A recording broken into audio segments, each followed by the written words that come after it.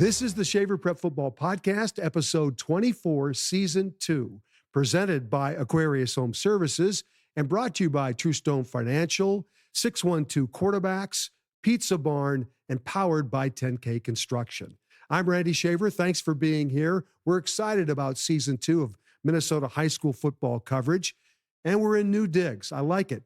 Brand new studio here, and Talk North doing a great job, and you'll see a lot of this studio during the course of our year. I started this visual podcast last July and not only talked with and highlighted the best in Minnesota prep football, but brought in the biggest names in Minnesota football to talk about their journeys, including their high school days, from John Randall to Chad Greenway to Matt Burke and beyond. The conversation was both enlightening and entertaining.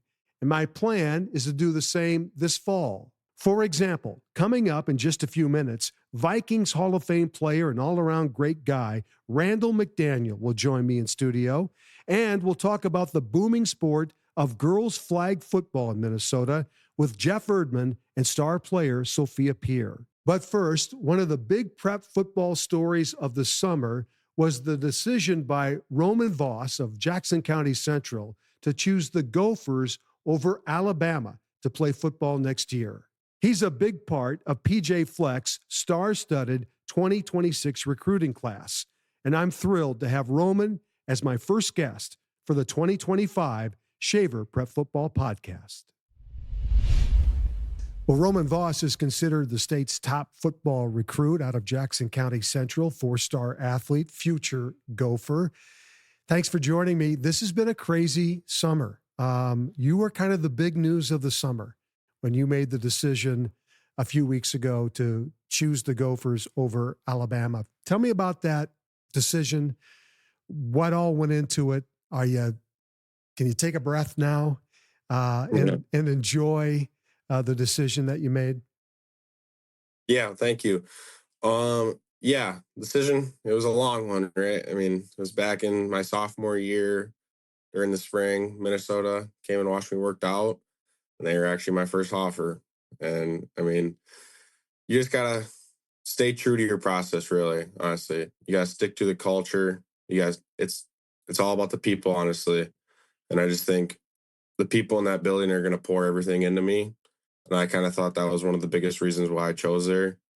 Also, being from Minnesota is very, very cool to keep the number one. And I mean, the top 3 guys there are all going there. Yep. And I just think, I think it's turning. I think turning around. I think everyone can see that in the state, and I think Coach Fleck has done just an amazing job, and my tight end coach has done an amazing job with me.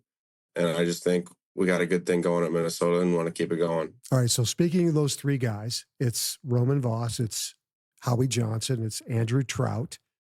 I understand you're getting together this weekend. What's the game plan? I think they're driving here right now. I think they said they had you, and then they're heading their way right now. So I mean, we're just gonna have a good time. Hang out at the lake, my house. Okay. So whose idea was this? Yours? It's mine. Okay. So why? I don't know. I mean, gotta find roommates almost too, right? I mean, gotta like the people you're living with, right? So I mean, just want to get to know my future teammates too. I think it's cool. So you guys have probably crossed paths at recruiting things at the U, stuff like that, but probably never had a chance to really talk. Yeah. Right? So this is kind of that opportunity. Yeah, for sure. I mean, their process was a little different. They kind of committed on the spot. They knew Minnesota. They wanted it. So that was kind of the only spot I ever saw them at. And I mean, it was always great conversations, kind of introduce ourselves, and I don't know. I just got them on Snapchat. Seemed like good kids. They're the closest ones here. Otherwise, probably all the commits could come over if they were closer, right? But yeah, I mean, it's just cool. Just want to get to know my future teammates. I understand they also did a little recruiting in chatting with you over the last couple of months too, to kind of say, hey man, come on, come join us. Yeah, no, for sure. They both sent me some DMs, and it's just like, appreciate it. So yeah. But that's the great part of this, right? I mean, you guys are feeling like you're part of something big, because I think when you look around at what PJ has done, And especially this recruiting class, for whatever reason, this one really kind of stands out.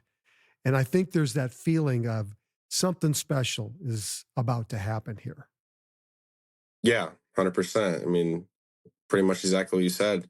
Try to get to those college football playoffs, win a game, keep going. I mean, just keep building every single year, and hopefully next year's a better recruiting class. All right, so you're going to play tight end in college. What? When was the Yep. last time you blocked for anybody?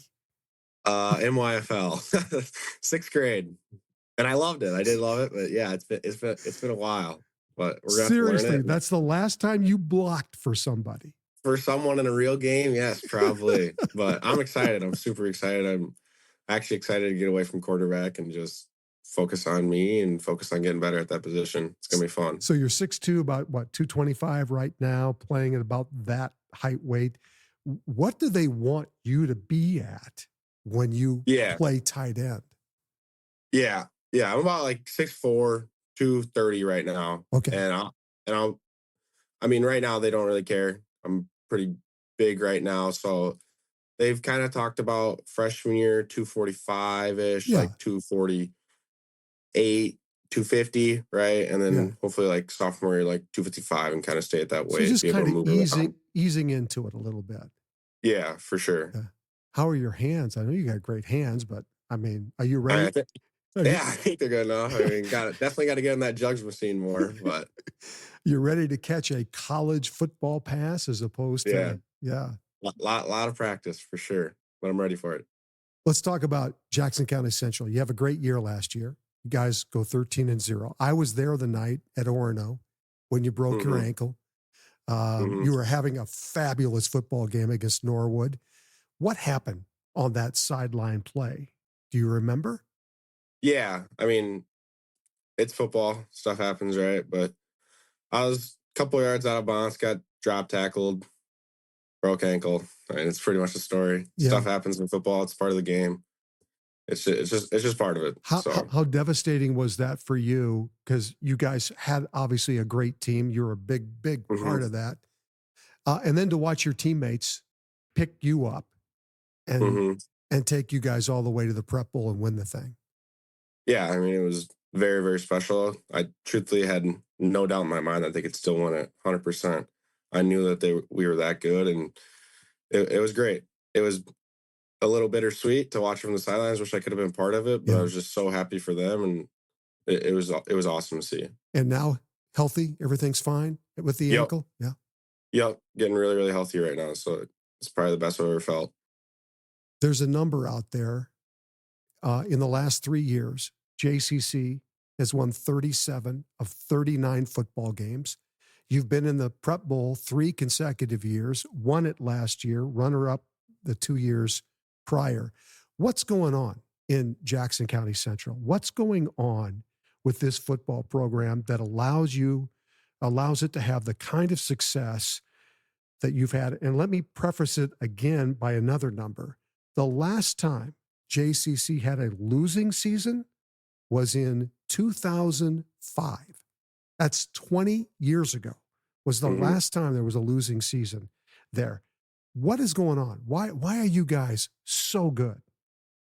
I mean, truthfully, probably just give all the credit to the coaching staff and give credit to the parents. Our parents are great. Like every single parent at JCC wants their kid to be that guy, and they want them. They're like, you can't skip lifting today. You got to go to lifting. Like it's part of it. If you want to be good, you know what you got to do. It's not complicated football, right? Like it's not complicated to get good. You got to go practice. You got to go to lifting.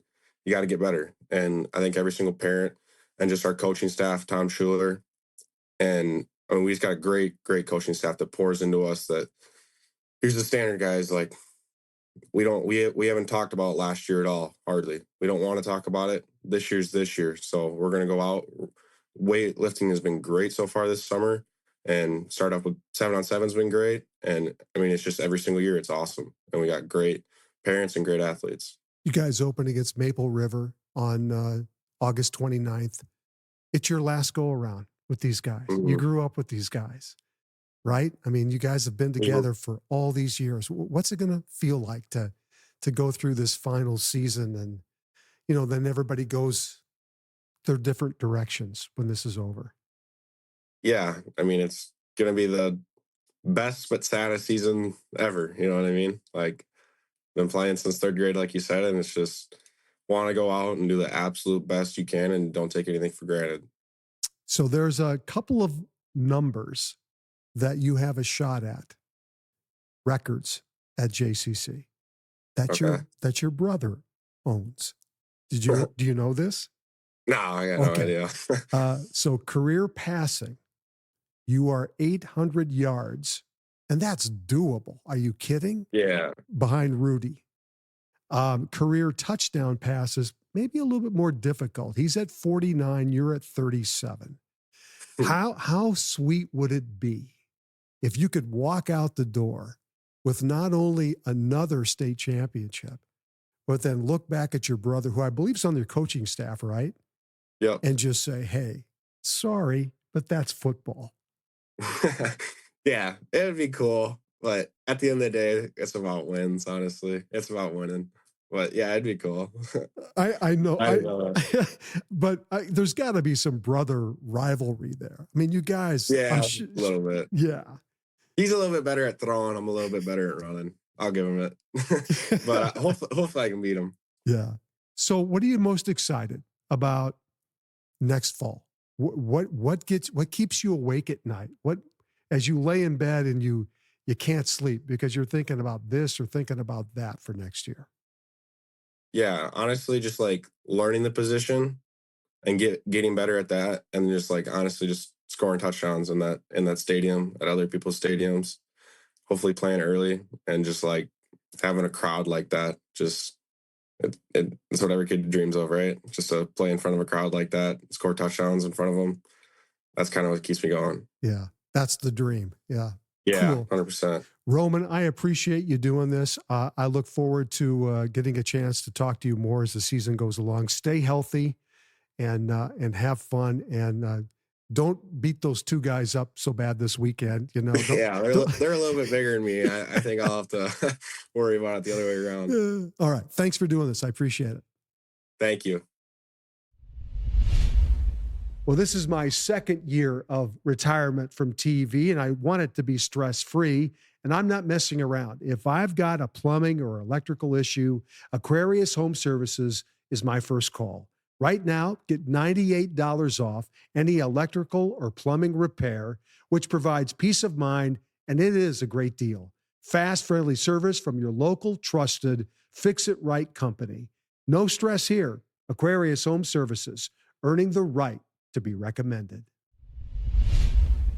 Summer in Minnesota means football camp season, and at Crown College in mid-July, former Gopher lineman Sam Schluter and many of his football friends and former Gophers hosted a football camp for kids. But not just any camp. This camp honors the memories of former Mayor Lutheran star tight end Tegan Martin and Zoe Orth. Zoe passed away from cancer. Tegan died in a tragic car accident. It's called Two Lights Foundation, and they raise money to impact future students who want to receive a Christian education. Yeah, the kids are from pretty much everywhere, pretty local, because that's kind of where our marketing was set. We can do a lot, but there's a lot of kids in this area. It was kind of funny. We actually had a high schooler sign up from Iowa. So he's going to be at the next camp, and he's taking the time to do it. These coaches are all former friends, still friends, but former guys that I played with or trained with. We have a guy who played with the Saints. We have Nick Callerup, who's currently with the Seahawks, that he could be training or laying in his bed. I'm sure he wants to do that before fall camp, but he's taking the time to be out here. Just some great guys that I got the chance to play with and get to know. I was there when the young guys were put through the paces by a host of great young mentors, all with one purpose: to teach football and pass along some life lessons as well. Congratulations to Sam and his coaches for doing a great job.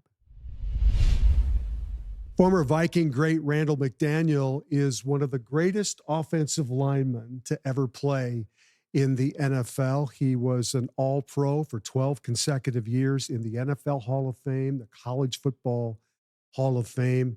And I'm super excited to have you do this for me, because we've known each other a long time, 25 plus years. Plus years, yeah. Goes back to the beginning. And I think about, I was there at the Hall of Fame when you got inducted. And, you know, when players get inducted, they usually have a former coach or a former player introduce them, you know, as a presenter.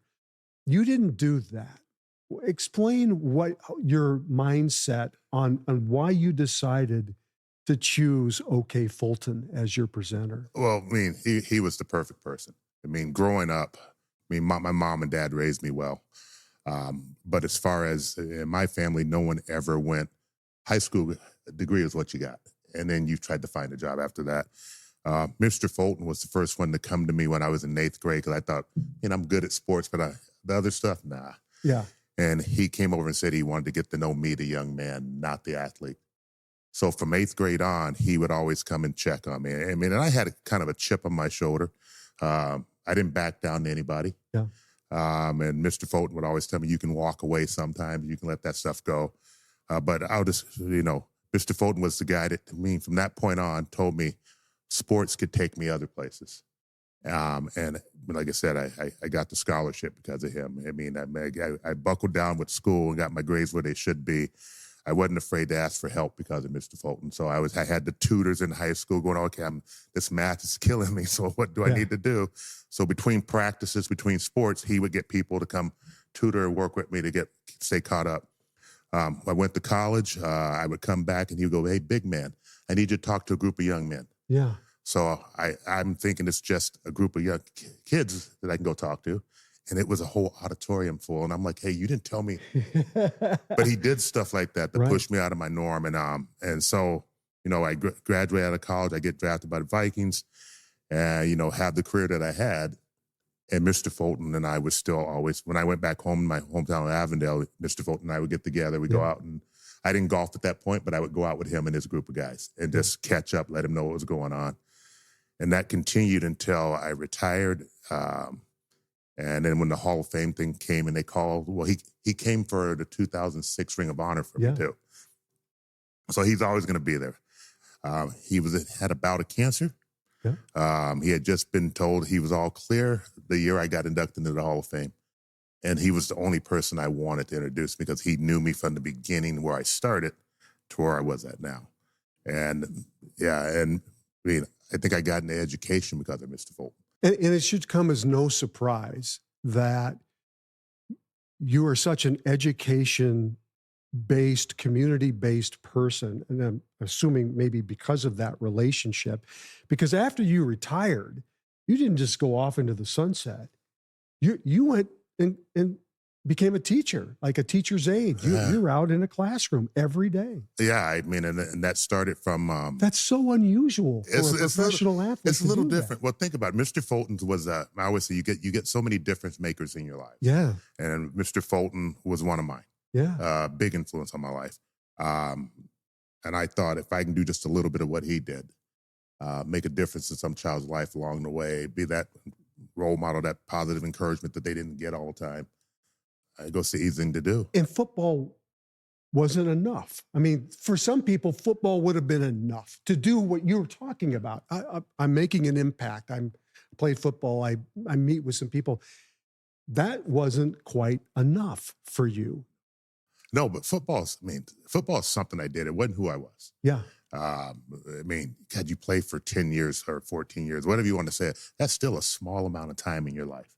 You still got lots of things to do. And like I said, I mean, Mr. Fulton laid the foundation, planted the seed.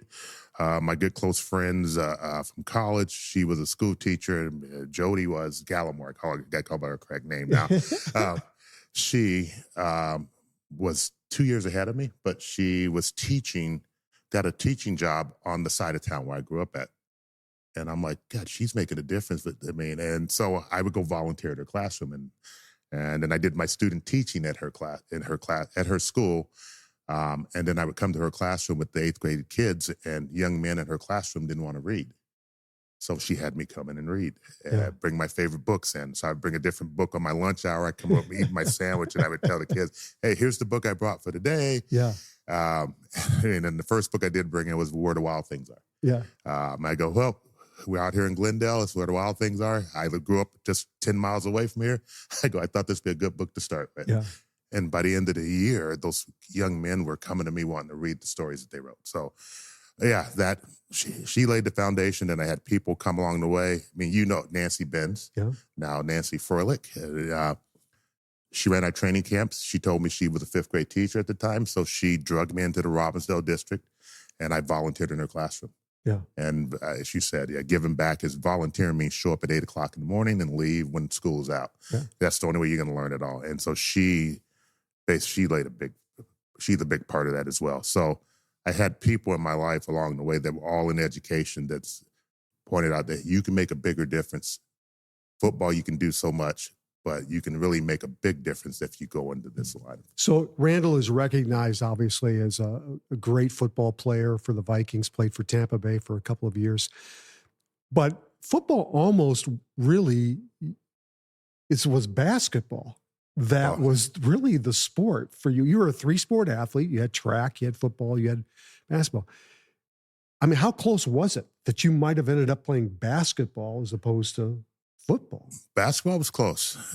They were both right there. I mean, I was getting offers for both. My basketball coach didn't like the fact that I wouldn't take a basketball trip because I wanted to play football. And I'll be honest, I mean, a hard foul for me in basketball looked like a real hard, like I was trying to murder a guy on the basketball court. So that wouldn't be good. I mean, and I could tone it down if I wanted to, but sometimes I did give a hard foul just to send a message. Yeah. But yeah, I was fortunate. I played against Brad Lowehouse. Great center. And some of the guys, Mark Allery and Sean Elliott. Yes. Yeah, I got to play against all those guys. Yeah. So I got to play against all those guys. But, in the end, it came down to, look, if I try to take someone's head off in basketball, I'm going to be in trouble. Yeah. And if I do it in football, it's okay. They think I'm a great guy out there. But yeah, football, I think I made the right choice. But I still played all those other sports. So we were intramural basketball champions every year. Yeah. But yeah, I figured for me, though, you had to play every sport. I mean, that's how you kept yourself in shape. That's what you do. Which is a great lesson for all the high school athletes that watch this podcast. Specialization, obviously, is here to stay. It's not going to go anywhere. No. But you look at you, Joe Mauer, guys like that who have had incredible success in one sport, but really the foundation was laid in all of them. And you do it on them all. And then there's some carryover from all of them. I mean, basketball, coordination, footwork, it helped in football. Yeah. I mean, running track kept me in shape. Yep. I I even dabbled in wrestling, but I lost my temper too quick in wrestling. But I did it all. I mean, played baseball up until I got to high school. But you always did something. I mean, and that was my mom. That was my dad. Yeah. You can't sit around the house and do nothing. Yeah. Get out of the house. Don't come back until supper time, but go play. And we used to always, with a group of guys. Those were the days, man. Yeah. We had our dirt field from the movie Sandlot. We had our Sandlot. Yeah. And we played baseball until the sun went down. Yeah. And then you sneak down to the school with the lights on and play basketball. But you did everything. And what I loved about it, it was just us kids out there playing. Right. No adults. You figured it out on your own. Yeah. And I love that. And you still see some of that now and then today. But it's a different, everything's changed right now. But if kids come up and ask me what they should do, I always say play everything. Yeah. Because you lock yourself into one thing, and what happens when that doesn't happen? Right. Then what do you do? So do it all. Enjoy it. For those who don't think that a lineman can be an athlete, Randall McDaniel holds the fastest 100-meter dash time ever among offensive linemen in the NFL. When you were in high school, correct me if I'm wrong, but you ran 10.64 in the 100 meters. What did you weigh at the time that you ran 10.64? I was 235 pounds. Oh, my God, that's incredible. Yeah, I used to laugh, and I would come from throwing the shot and this, and all the little guys would look at me like, what are you doing here? I go, you'll find out real soon. So the pain is coming. It is coming, yeah. I mean, and I ran out of my shoe in the state track meet. I'm like Fulton. A la Herschel Walker. Yeah, shoe came off. or it finally ripped down the back. They were a pair of 14 and a half, not a Oh, 15. my God. So they were duct tape in the back. And the duct tape let loose halfway down the track. So I finished 4th. Randall McDaniel gets drafted in the NFL in the first round, 19th overall pick by the Vikings. Who was the toughest defensive lineman in the NFL you ever played against? When you knew that matchup was coming, you're going, oh, man, I'm in for a long day. Okay. As far as other teammate or opponent I played against, Jerome Brown. Oh. Before he passed away, played with the University of Miami, the Yes. U, as they say, and then with the Eagles. He was the first big defensive tackle inside that had speed and quickness and then the power to go with it. Yeah. So whenever we you play, see so much of that now today. Almost every lineman's like that today. everyone's big. Yeah. In my opinion, I think they're just big. I don't see the speed, in my opinion, the speed and quickness, because it was trending that way at the end of my career. Yeah. And I would rather see the guys that played today then. Yeah. Because they get tired. Really? And Okay. you can wear them out a lot quicker. Okay. But Jerome, you could not wear out. It was a physical battle the whole time. And we were at All-American trips together in college, and we both talked about, man, if I played against you, I'd kick you. And he'd say the same, and then we got to play against each other. Yeah. And it was a battle from the start. Yeah. And I'm like, well, they're not going to call your name very much, and I may not get the pancakes that I thought I might, but I'm not giving you what you think. And we both ended the game. We laugh about it. And I was like, hey, that was one hell of a battle we had out there. But yeah, Jerome, I would always perk up a little more, try to pick up more tendencies on him. But yeah, he was the one to playing against. But as far as every day in practice, I mean, I started with Millard. And then I went from Millard to Noga, came in there for a little bit. Yes. And then I had Henry Thomas. Oh, gosh. And then Johnny switched in, and then I had Johnny for Randall, 10 years. So John Randall for 10 years. I used to tell people that. I go, when I played in the game, after dealing with Johnny all week, I would go, hey, man, this piece of cake right now. I go, that's what I dealt with during the week. And I go, and now I got you. What do you think I'm going to do to you? And so people didn't understand that. They're like, well, you guys only 9-on-7. I go, no, Johnny and I went against each other a lot. That's incredible. And I go, he made the game easier for me. Yeah. Which I could never tell him what he was doing and what he was doing in practice ever, because if he knew how close he was to beating me sometimes, then I would never hear the end of it. So I waited till after I retired to let him to say thank you for everything he ever did for me. Because and like you said, playing against Johnny and the guys that I got to go against just makes you better. Yep. And so I love that. I used to have to trap Dolman in practice too, and I hated doing that because he knew it was coming. Yeah. And he such a great player. And that nickname at Rockhead for a reason. He knew it was coming. You were going to get rocked when you got hit him. So, but I played against some of the greats, which made me a little better. Viking fans are probably screaming at me right now saying, you got to ask him about the awkward stance, the Randall McDaniel stance in the offensive line, because it's all we talked about when you were playing is how in the hell do you do what you do with that leg? How did that happen? Because your leg, describe the stand. It was like a kickstand on the left side. Like I was using my knee. I had the foot on the ground. Like I was in a 3-point stance, but the left knee was bent in at a way and the left foot was turned out of the way. Was it always like that? No. If you go back and see in my entire rookie year, it's a normal offensive lineman stance. I used to switch in college from left to right, strong and weak. Gotcha. My own teammate, who was a college teammate, who was a high school rival we played against, Todd Kalis. Oh, yeah. We were playing Pittsburgh my second year in the league, and he went to chop a guy on the backside, missed, got me. So he rolled up my right knee, sprained the immediate meniscus and stuff. Yeah. So down I go.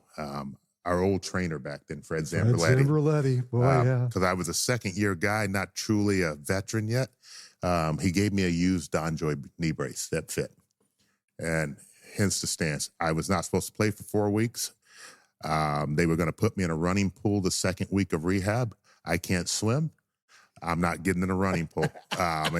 He said, yeah, you have to, if you won't do that, you're going to practice today. And I go, well, tape me up. Yeah.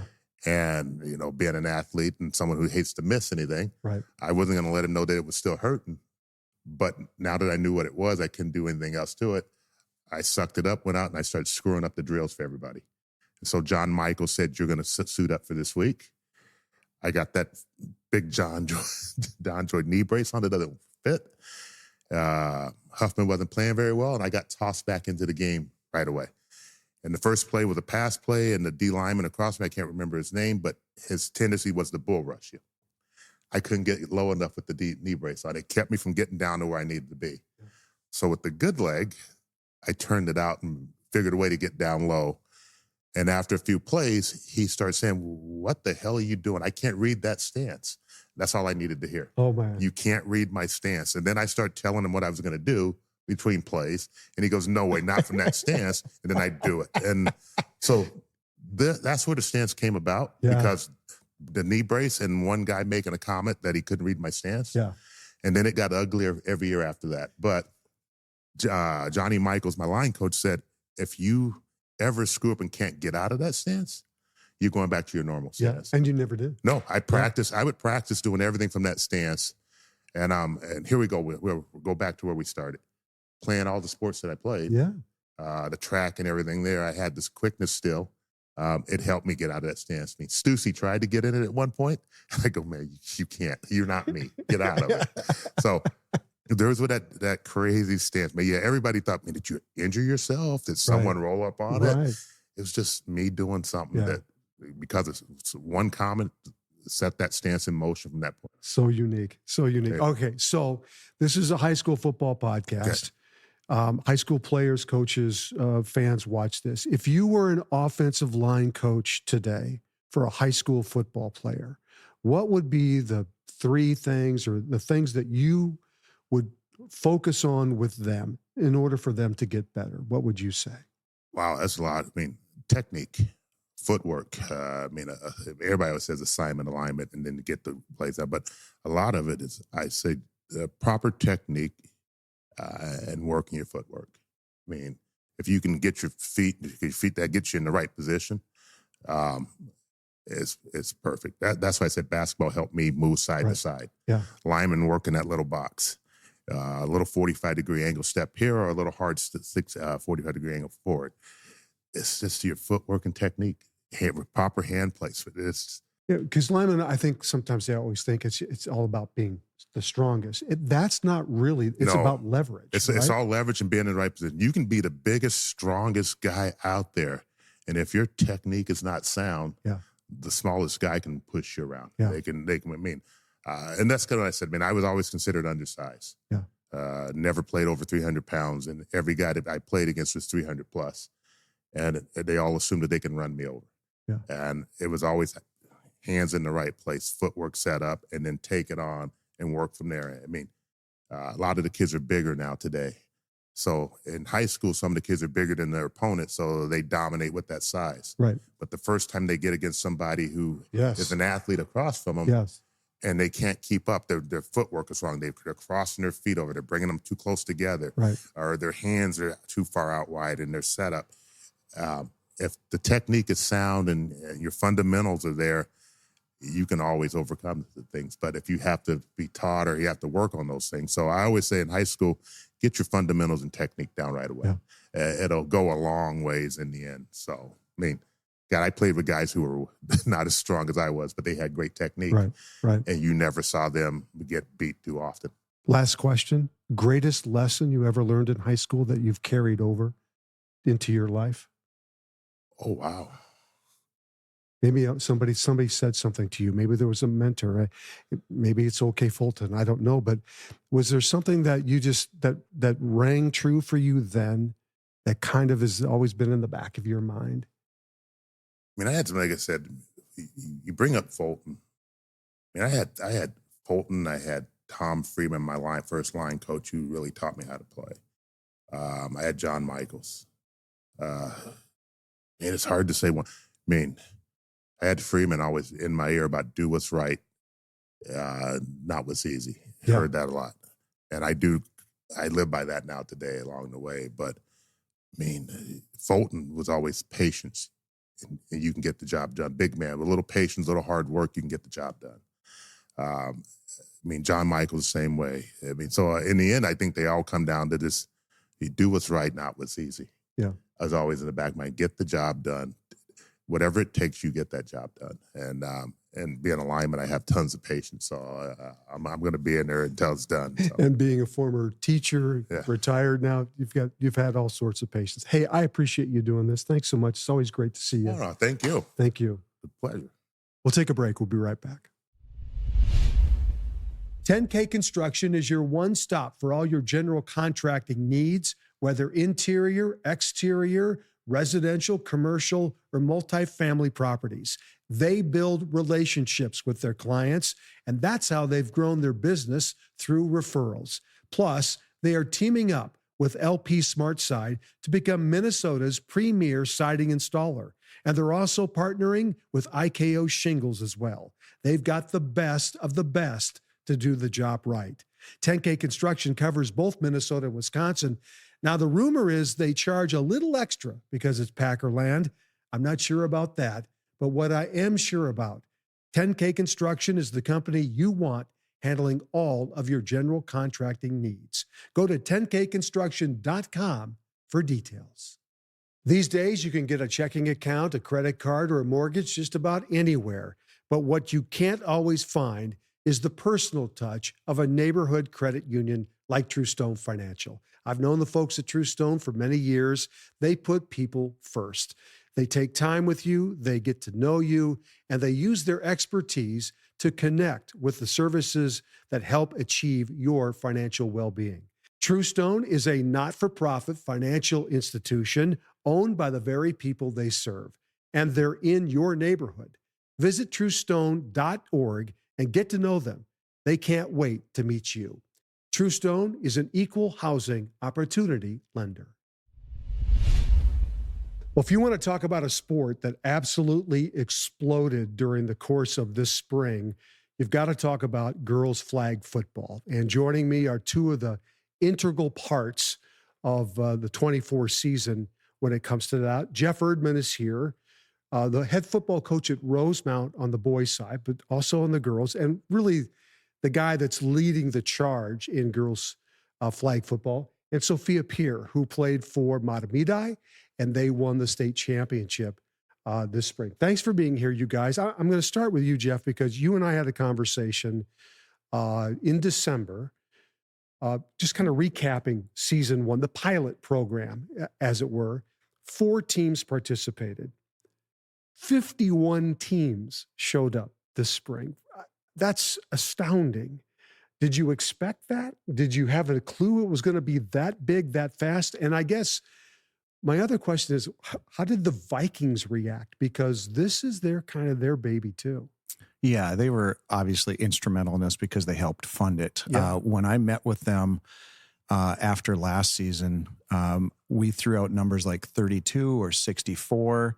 And for us to get to 51, everybody was just thrilled with that. And not just that we got to that number, but that we had such a diversity. We had Proctor up in Duluth, we had Fairmont, but then we had obviously Metro teams as well. And so we were very excited that we had such great people step up to be coaches and the athletic directors and all the people in the backgrounds that have to do all the paperwork with the Vikings and all that, just to provide opportunities for girls to play football. And then we were excited, obviously, to see what would come from that. And from the start of the season to the end, the improvement of first-year teams was significant.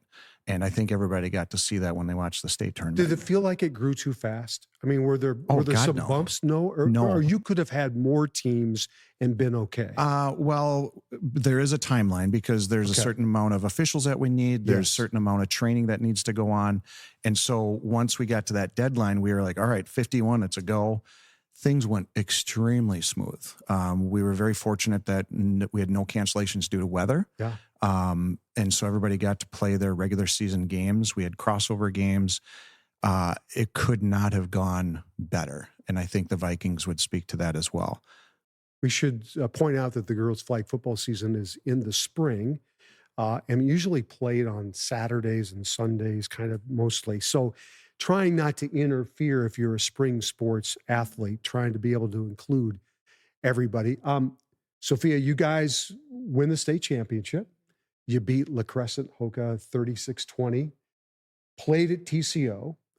Talk a little bit about that experience of the championship playoffs and being able to play in that kind of setting. Yeah, I mean, it was awesome because like the environment was just super cool. Like everyone was cheering and like just hype. And I mean, considering it's our first year playing, like it just was super cool to be in the championship and like with a whole new experience and like it's all of our first time playing. So we just like came together and it was super cool. Tell me the progress from your first practice as a team to winning the state championship. Yeah, I mean, none of us knew really how to play except we do a power bowl during the homecoming week. Sure. So that's always super Is fun. that kind of like the powder puff that they would play? Yeah. Okay, yeah. So that was always super fun. So me and my friends are like, oh, we should do this, whatever. So, I mean, we had really like no expectations at the start. We were kind of like, oh, this is fun. Like, but I mean, it got super like serious and like we're all so competitive. And so, yeah, I mean, just we all learned how to play and then we won. Well, so first of all, you're how tall? I'm like 6'1" and a half. Okay, so 6'2".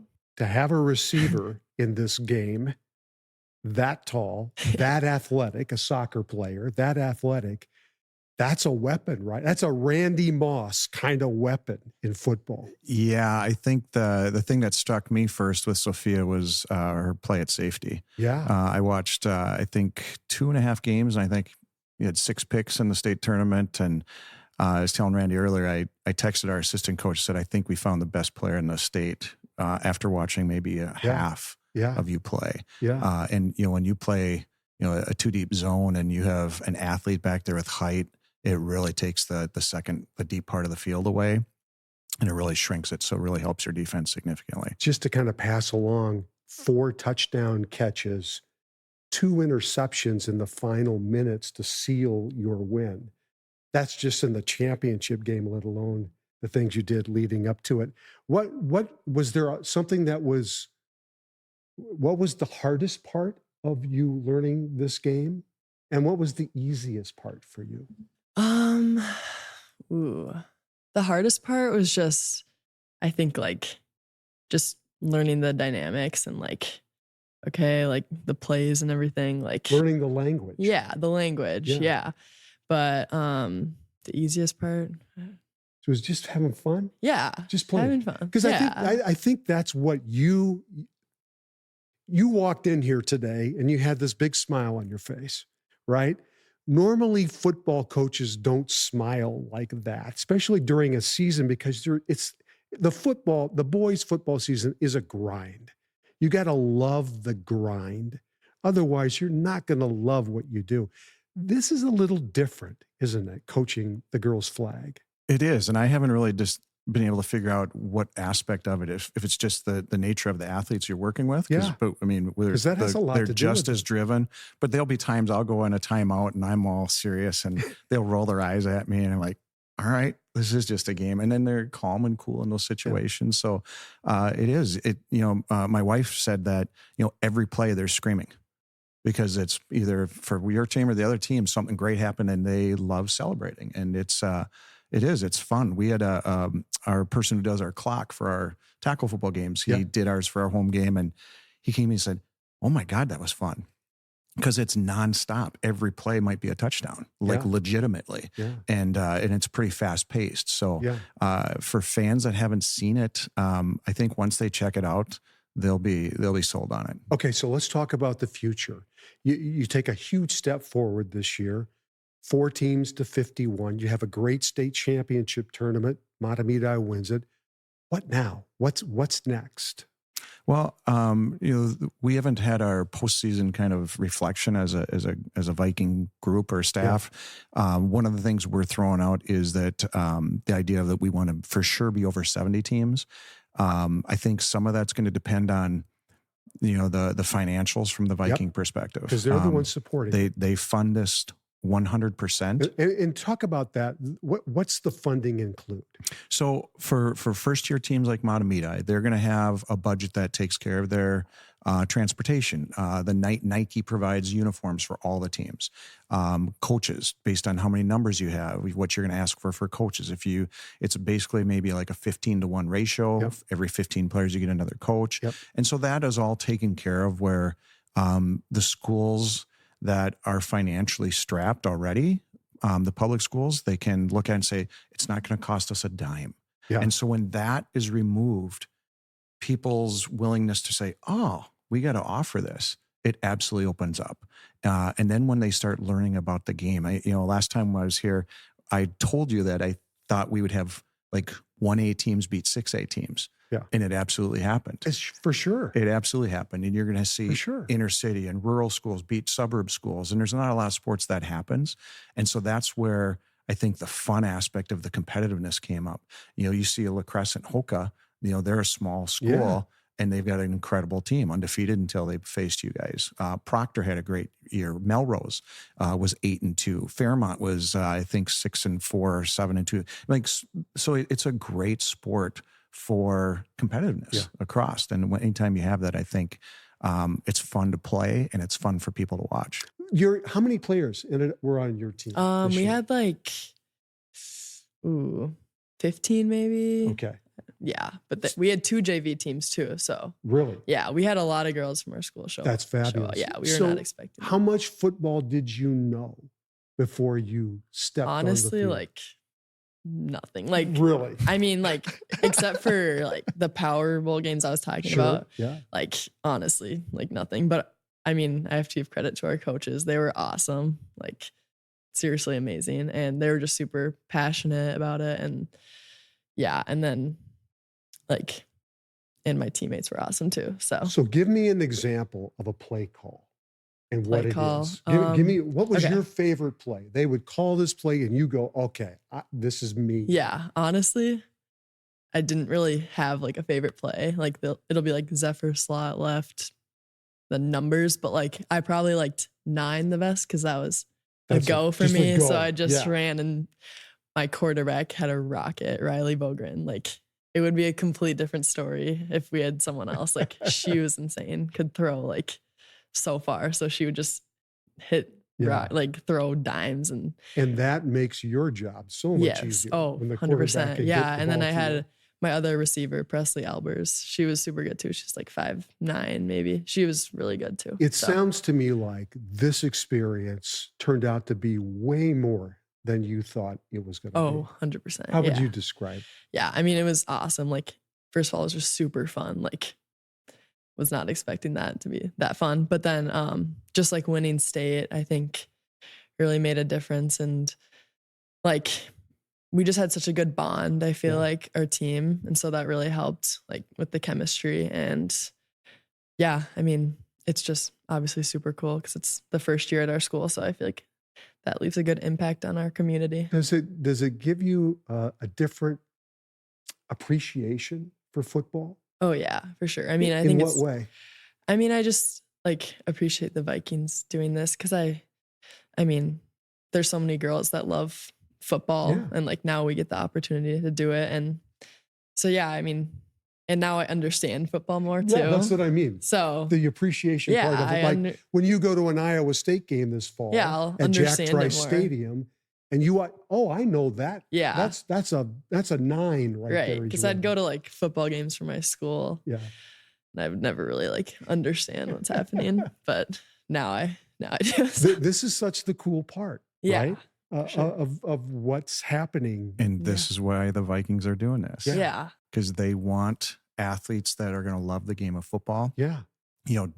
I know you're going there as a student, but eventually someday you may be a flag coach. Right. You may be an official. Right. And so, this last year we had, I think 20% of our officials were female officials. That's fabulous. We're trying to obviously, in tackle football, we're trying to get more females into reffing tackle football. Sure. And so. And you see them out there. Absolutely. Yeah. And opening the sport of football to females where they feel genuinely included and they have a love for it is just it's a great thing all around. It's a win-win or everywhere. Okay, so take us to how people can get involved. I know you want more people. I know the information is out there, but let's put it out there again. How can a coach out there or a program, a school say, hey, I want to do that? Because I'm sure there's a lot that are interested again. Yeah, the first thing would to be to email Emily or Joe at the Vikings. And if you can, I don't know if you can pass that on, or otherwise my email is gogirlfootball@gmail.com for our summer league we've been running for 5 years. But and just reaching out and let us know so you can be on the mailing list. Because the next thing is, that magic number for the Vikings of, what their budget is. If the Vikings come and say, well, we're only going to take 75 teams, they want to be in front of that. They want to be on board right away. Yeah. So that would be the first thing to do. And then, the next thing is for their programs, identify coaches, having people in-house within the school, whether it's, younger coaches, whether it's female coaches that don't coach in the spring. Those are great people to start because there's going to be opportunities for people to learn the game in the off season in preparation for next year. And we're there to help them along the way. And just as an overview, flag football is an Olympic sport. Oh, I know. Can you, because we talk flag football for both men and women, right? Yeah. Can you imagine the NFL team we could put together? Me? Look here. Yeah. Yeah. 6'1" receiver that can, wow. And they do have tryouts for the national level. So that's, there's great opportunities. I think that's another reason why, Jeff, right? That the Vikings are in on this because there's a future of this, not just for the fun aspect, but it's going to be an Olympic sport. And the NFL is trying to get ahead of that too.